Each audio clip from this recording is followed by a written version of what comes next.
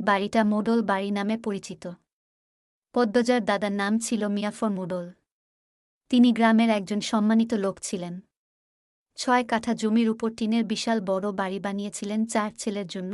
২ ছেলে ১৬ বছর আগে ১৯৭১ সালের যুদ্ধে নিহত হয়েছে। দুজনই টগবগে যুবক ছিল। আর একজন ৮ বছর বয়সে কলেরা রোগে গত হল। বাকি রইল মোর্শেদ মোডল। বর্তমানে এই বাড়ি মোর্শেদের অধীনে, যদিও তিনি থাকেন না সবসময়।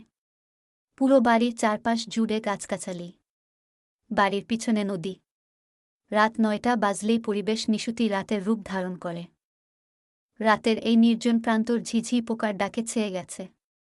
ঝিঝি পোকার সাথে পদ্মজার ভাঙ্গা কান্না মিলেমিশে ভৌতিক পরিবেশ সৃষ্টি করেছে। মনে হচ্ছে কোনো আত্মা তার ইহজীবনের না পাওয়া কোনো বস্তুর সুখে এমন মরা সুর ধরেছে। হেমলতা পদ্মজাকে টেনে পাশে বসান। পদ্মজা ডান হাতের উল্টো পাশ দিয়ে চোখের জল মুছে হেমলতাকে বলল, মামা সৌদিতে যাওয়ার আগের দিন আমাদের সবার দাওয়াত ছিল না নানাবাড়ি? খালামণি, ভাই বোনেরা এসেছিল। সেদিন ঢাকা থেকে যাত্রার লোক আসছিল স্কুলে, মনে আছে আম্মা? আছে। উঠোনে ধপ করে একটা আওয়াজ হয়। হেমলতা, পদ্মজা কেঁপে উঠল। পূর্ণা, প্রেমা দরজায় কান পেতে রেখেছিল মা বোনের কথা শুনতে। হুট করে কিছু পড়ে যাওয়ার আওয়াজ হওয়াতে দুজন ভয় পেয়ে যায়। দরজা ঠেলে হুড়মুড়িয়ে রুমে ঢুকে পড়ে। হেমলতা বড় মেয়ের সাথে গোপন বৈঠক ভেঙে দ্রুত পায়ে বারান্দায় এসে দাঁড়ান।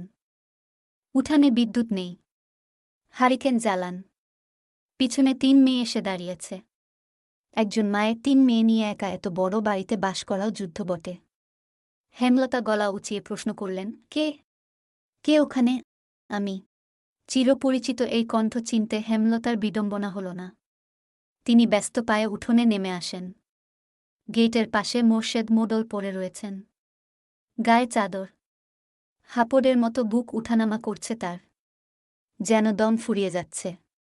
হেমলতা দুহাতে মোর্শেদকে আঁকড়ে ধরলেন। পদ্মজা, পূর্ণা দৌড়ে আসে। মোর্শেদের এমফাইসিমা রোগ আছে। এ রোগে অল্প চলাফেরাতেই শ্বাসটানের উপক্রম হয় এবং দম ফুরিয়ে যায়। শ্বাস নেবার সময় গলার শিরা ভরে যায়। ৩ মামে মোর্শেদকে ধরে রুমে নিয়ে আসে। মোর্শেদ এভাবেই হুটহাট করে বাড়ি ফেরে।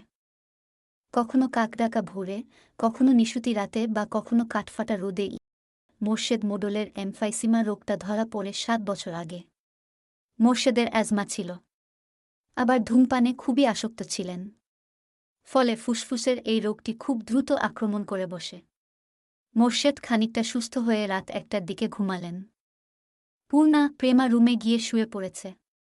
পদ্মজা বারান্দার রুমে ঝিম মেরে বসে আছেন। জানালার বাইরে চোখের দৃষ্টি। জ্যোৎস্না গলে গলে পড়ছে। কি সুন্দর দৃশ্য! পদ্মজার মন বলছে মা আসবে তার খোঁজে, পুরোটা ঘটনা শুনতে আসবেই। সত্যি তাই হল। কিছুক্ষণ পরেই হেমলতা আসলেন। আম্মা, বাতিটা নিভিয়ে দাও, বলল পদ্মজা। কণ্ঠ খাদে নামানো। হেমলতা বাতি নিভিয়ে পদ্মজার পাশে বসেন। পদ্মজা তৈরি ছিল, তবুও অপ্রস্তুত হয়ে পড়ে, খুব অস্বস্তি হচ্ছে। সে গোপনে দীর্ঘশ্বাস ছাড়ল। পদ্মজা তখন ৪র্থ শ্রেণীর ছাত্রী। বয়স ১০ ছিল। খুব কম বয়সেই তাকে স্কুলে পাঠানো শুরু করেন হেমলতা। সেদিন নানাবাড়িতে সবার দাওয়াত পড়ে, হানিফ চলে যাবে সৌদিতে। তাই এত আয়োজন। পরিবারের মিলন আসর বসে। স্কুল মাঠেও সেদিন নাচগান অনুষ্ঠিত হয়। বাড়ির সবাই সেখানেই চলে যায়। বাড়িতে থাকে শুধু পদ্মজা, পদ্মজার বৃদ্ধ নানা আর হানিফ। পদ্মজা ঘুমেছিল, তাই বাকিদের সাথে যেতে পারেনি। যখন ঘুম ভাঙে আবিষ্কার করল বাড়িতে কেউ নেই। মোর্শেদ হঠাৎ করে অসুস্থ হওয়াতে হেমলতা বাপের বাড়িতে উপস্থিত ছিল না। পদ্ম নাকি? পদ্মজা বাড়ি থেকে বের হওয়ার উপক্রম হতেই কানে আসে হানিফের ডাক। পদ্মজা মিষ্টি করে হেসে মাথা নাড়াল। হানিফের লোলুপ দৃষ্টি তখন পদ্মজার সারা শরীর ঘুরে বেড়াচ্ছে। এইটুকু মেয়ের ফর্সা চামড়া বিকৃত মস্তিষ্কের হানিফকে যেন বড্ড টানে। আয় তো, আমার ঘরে আয়। সহজ সরল শিশুসুলভ পদ্মজা মামার ডাকে সাড়া দিল। সে শুনেছে মামা ভাগনে যেখানে আপদ নেই সেখানে। অথচ সেদিন সে মামাকেই ঘোর বিপদ হিসেবে জানল। পদ্মজা রুমে ঢুকতেই হানিফ দরজা লাগিয়ে দিল। পদ্মজার মন কেমন করে উঠে হানিফের অদ্ভুত চাহানি আর দরজা লাগানো দেখে। হানিফ কুৎসিত অঙ্গভঙ্গি প্রদর্শন করতে থাকে। পদ্মজার দেখতে খুব খারাপ লাগছে, ভয় করছে। এদিকে আয় তোর লগে গল্প করি। হানিফ বিছানায় বসে পদ্মজাকে কাছে ডাকে। পদ্মজা কাছে যেতে সংকোচ বোধ করে। হানিফ পদ্মজার ডান হাতে ধরে টেনে কোলে বসায়। তুই জানস তুই যে সবার থাইকা বেশি সুন্দর? হানিফের প্রশ্ন পদ্মজার কানে ঢুকেনি। সে মোচড়াতে থাকে হানিফের কোল থেকে নামার জন্য। আপত্তিকর স্পর্শগুলো পদ্মজার খুব খারাপ লাগছে, কাঁদতে ইচ্ছে হচ্ছে। মোচটা স্ক্যান রেছেরি শান্তিমতো বইয়া থাক।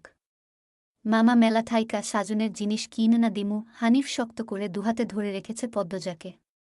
পদ্মজা কিছুতেই নামতে পারছে না। মামা, আমি চলে যাব, কাঁদো কাঁদো হয়ে বলল পদ্মজা। কই যাবি? মামার ধারে থাক, বলল হানিফ। হানিফের শক্তপোক্ত হাতের স্পর্শগুলো শুধু অস্বস্তি দিচ্ছে না, স্পর্শকাতর জায়গাগুলো ব্যথায় বিষিয়ে উঠছে। পদ্মজা কেঁদে উঠে ভেজা কণ্ঠে বলল, বাড়ি যাব আমি। ব্যথা পাচ্ছি মামা। হানিফ হাতের বাঁধন নরম করে আদুরে গলায় বলল। আচ্ছা, আর ব্যথা দিতাম না।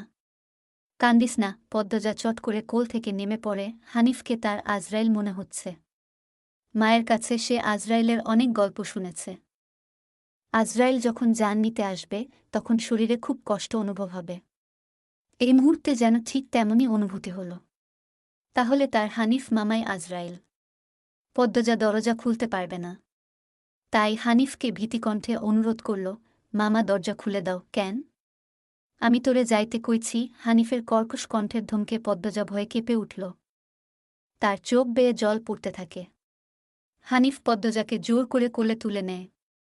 পদ্মজা কাঁদছে, তার খুব ভয় লাগছে। বারবার বলছে, মামা আমি বাড়ি যাব। হানিফের তাতে বিন্দুমাত্র ভ্রুক্ষেপ নেই। বাড়িতে কেউ নেই। বৃদ্ধ সৎ বাবা কানে শুনে না। পদ্মজা হানিফকে কিল ঘুষি দিতে থাকে, সেই সাথে জোরে জোরে কান্না শুরু করে। এভাবে কাঁদলে পাশের বাড়ির যে কেউ চলে আসবে। হানিফের রক্ত টব্বক করছে উত্তেজনায়।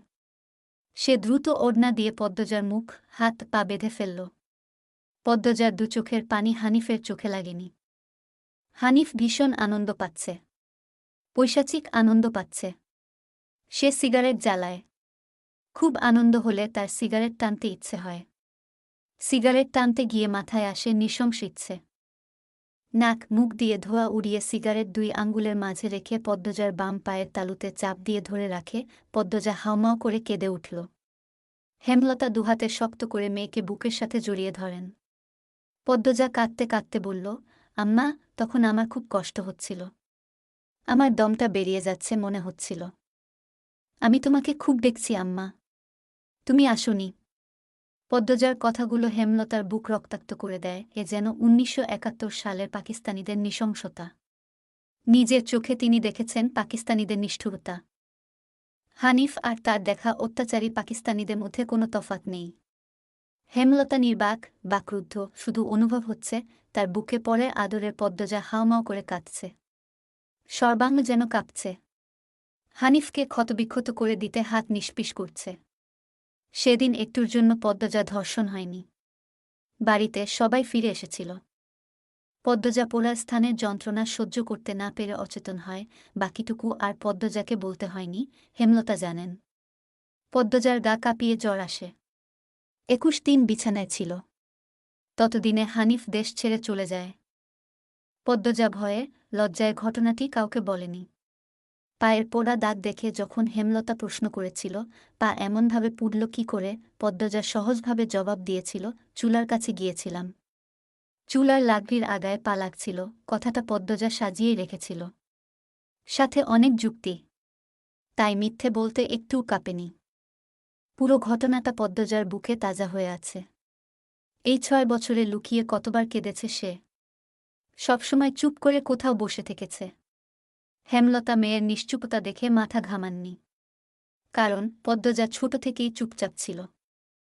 কিন্তু আজ হেমলতার খুব আফসোস হচ্ছে। নিজেকে অপরাধী মনে হচ্ছে। তিনি ভেবেছিলেন তার 3টা মেয়েই তার কাছে খোলা বইয়ের মতো, চাইলেই পড়া যায়। বিশেষ করে পদ্মজাকে বাড়ির পিছনের নদীর বুক দিয়ে তরতর করে বয়ে যাওয়া স্বচ্ছ টলটলে পানির মতো মনে হতো, যার জীবনে অস্বচ্ছ বলতে কিছু নেই। সবই সাদামাটা, সহজ সরল। অথচ পদ্মজার জীবনেই কত বড় দাগ জ্বলজ্বল করে জ্বলছে। কত বড় ঘটনা লুকিয়েছিল।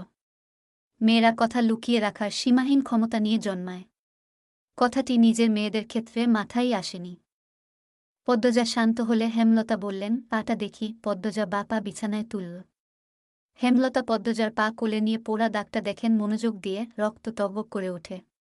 রন্ধ্রে রন্ধ্রে হিংস্রতা যেন লুটোপুটি খাচ্ছে। এই পোড়া দাগ হানিফের রক্ত দিয়ে মুছব, কথাটি কত সহজ করে বলেছেন হেমলতা। তবুও পদ্মজা কেঁপে উঠল। কি যেন ছিল কথাটিতে। শরীরের পশম দাঁড়িয়ে পড়ে। হেমলতা বারান্দার রুম ছেড়ে বড় ঘরে ঢোকেন। মিনিট কয়েক পর রামদা ছুরি হাতে নিয়ে উঠোনে যান। উঠোনের এক পাশে শক্ত পাথর আছে। ছুরিটা পাথরে ঘষতে থাকলেন সাবধানে। ঘষতে ঘষতে পাথর গরম হয়ে আগুনের স্ফুলিঙ্গ দেখা দেয়। মানে ধার হয়ে গেছে। পদ্মজা বারান্দা থেকে দেখছে। অজানা আশঙ্কায় তার বুক কাঁপছে। হেমলতা বারান্দা পেরিয়ে রুমে ঢুকতে যাবে, তখন পদ্মজা উৎকণ্ঠিত গলায় ডাকল, আম্মা, আন্নার চাচার এক মেয়ে নিখোঁজ শুনেছিস তো বড়দের মুখে? সেই মেয়ের ধর্ষক হানিফ। ধর্ষণের পর পুঁতে ফেলেছে। অলন্দপুরের এই একটা মানুষই এতটা নৃশংস। আমি তখন ঢাকা পড়তাম। বাড়ি এসে জানতে পারি ঘটনা। আম্মার অনুরোধ আর কান্নায় আমি সেদিন মুখ খুলিনি। এত বড় পাপ চেপে যাই। সেই শাস্তি আমি ধীরে ধীরে পাচ্ছিলাম। আজ পুরোপুরি পেয়ে গেলাম। আমার পাপের শাস্তি শেষ হয়েছে। হেমলতা কথা শেষ করে জায়গা ত্যাগ করলেন। কি ধারালো প্রতিটি বাক্য! হেমলতার মুখ দিয়ে যেন আগুনের স্ফুলিঙ্গ বের হচ্ছে। পদ্মজার মস্তিষ্ক শূন্য হয়ে পড়ে।